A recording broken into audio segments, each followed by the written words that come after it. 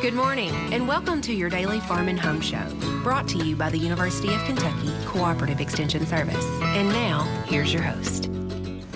Good morning and welcome to your Farm and Home Show. My name is Joanna Coles, and this morning we're visiting with Kristin Hildabrand. She's the Warren County Extension Agent for Horticulture. Good morning, Kristin. Good morning. I'm glad you're back. I know. Kristin's been off for a little bit. She's got a beautiful little baby girl. Yes. But she is back ready to teach us all about gardening. Yes, I'm glad to be back. Glad to kind of kick off the new year, and we're going to talk today about a checklist for your garden for January, because you know a lot of times we kind of set our New Year's resolutions and we kind of forget about the garden, but there's actually some things that you can do to kind of give you a jump start on the spring gardening season. So I've got a few little things we're going to talk about today. The first thing that I want to mention is our soil testing services. So I know that probably you've had other guests that have talked about our soil testing services, but you know, healthy plants start with really, really good soil. So it's really important to make sure if you're starting with anything that you've maintenance-wise, or you're going to be growing something new for the season, that you know what pH level that is needed for those plants. So go ahead and gather some soil, and if you have questions about how to collect your soil, things like that, we can walk you through here at the Extension office on how to do that.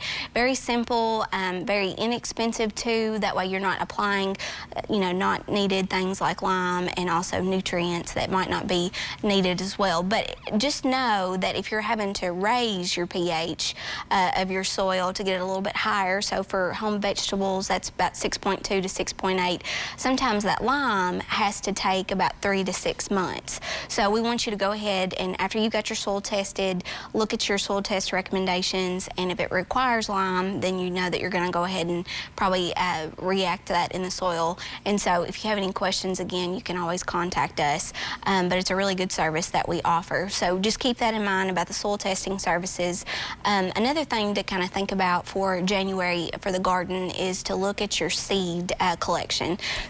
And we have gotten a lot of seed catalogs in the mail. There's a lot to choose from. Exactly. So sometimes, with those heirloom varieties, gardeners, especially avid gardeners, like to save their seed, from year to year. So a lot of times with that, there's a shelf life for those seeds. If you've kept them from the best of your heirloom tomatoes or heirloom beans, things like that. So look at those and see, because your germination rate goes down each year after that. So kind of do some of that assessment, go through some seeds that you might have bought and not used. I know that's happened to me myself.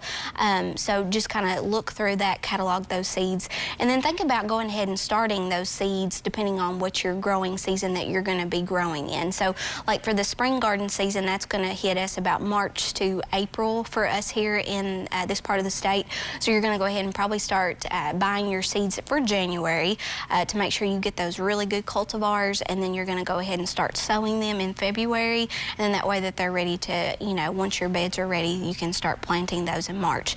So if you're interested, we've got a home vegetable gardening guide that's right here that's really good. It'll walk you through the steps on how to, when's the best time to start seeds, and then, then you can go into the summer, and then even in the fall if you're not too tired from the summer.